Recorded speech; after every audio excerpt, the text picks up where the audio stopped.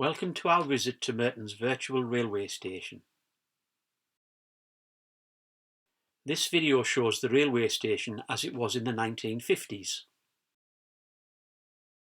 Models are created from old photographs and historical maps.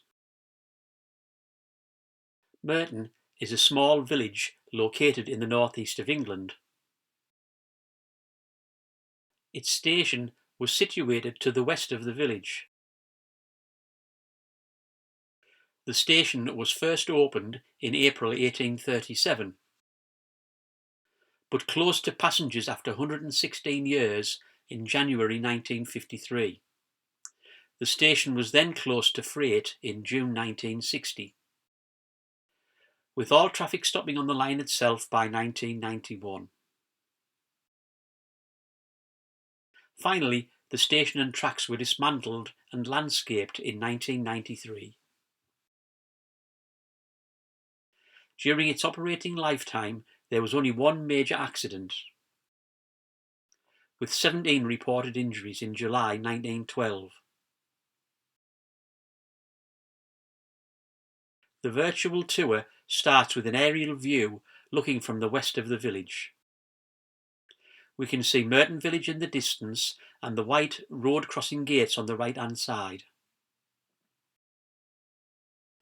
The size and location of the railway station can be seen on the left-hand side of the screen. The tour starts at the main B1285 road crossing.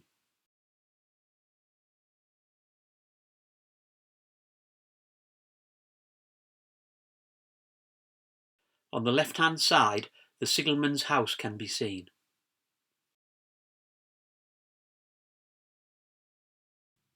A closer view shows the typical railway level crossings white gates,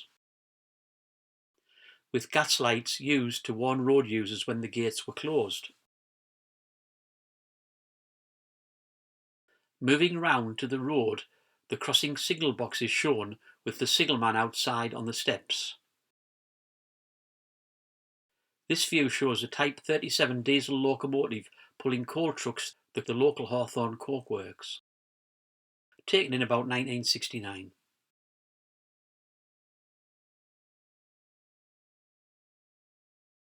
Next to the signal box is a cobbled path, which was one of the main access routes to the station.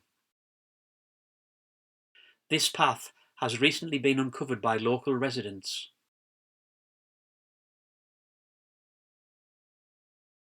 A view from the southeast shows how close the line was to the station estate bungalows.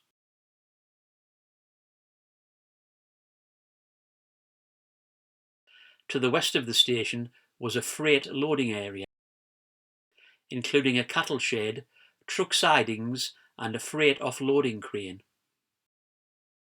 In the centre is a height checking gauge used to prevent train collisions with bridges. Viewing the station from the south, we can see maintenance was frequently carried out on the tracks, as can be seen on this period photograph.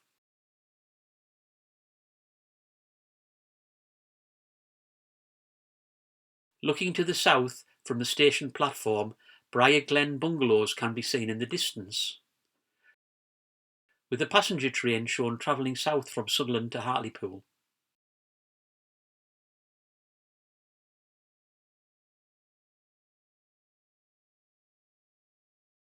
Looking north, the station's main platform can be seen with a pedestrian overbridge linking the two platforms.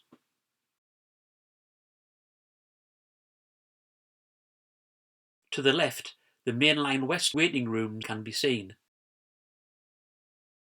with a sad view just before its demolition.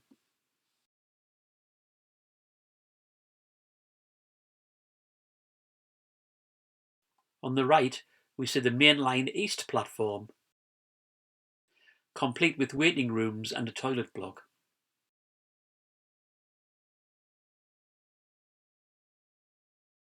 Moving out, the actual full size of the station can be seen with the Durham branch line at the top of the screen.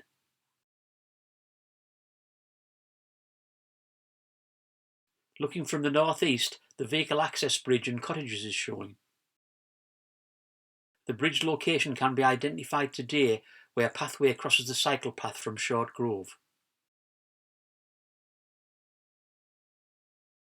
Moving to the north, the station overview is shown.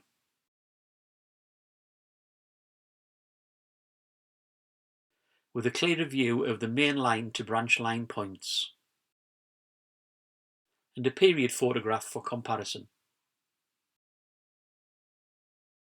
The small building on the left is the plate layer's cabin, used by the maintenance crews while repairing the tracks. To the north of the platform is the branch line signal box. This was used to control the flow of traffic between the main and the branch line.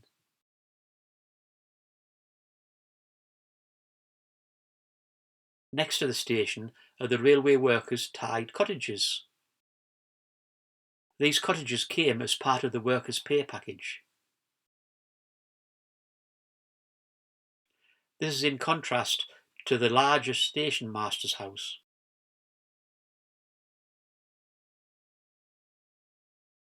On the main line, a train is waiting for the passengers to board. These passengers are destined for the Seaham, Ryhope and Sunderland areas.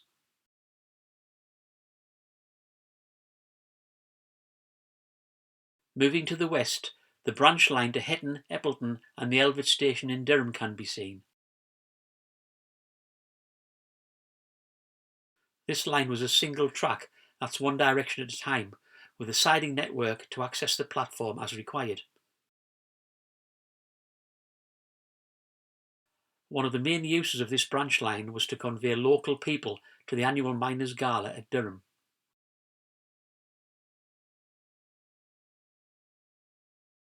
This view shows the branch line signal box and station clock, with a view of a train ready for departure.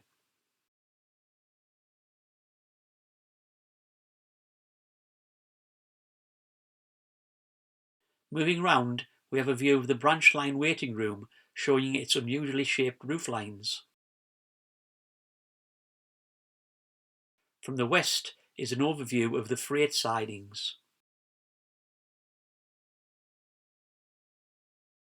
including the goods storage warehouse, used to take cattle and goods for an overnight stay,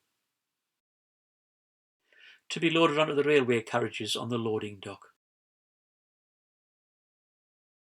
So after our round trip of Murton's railway station, we've arrived back to the initial view from the southwest.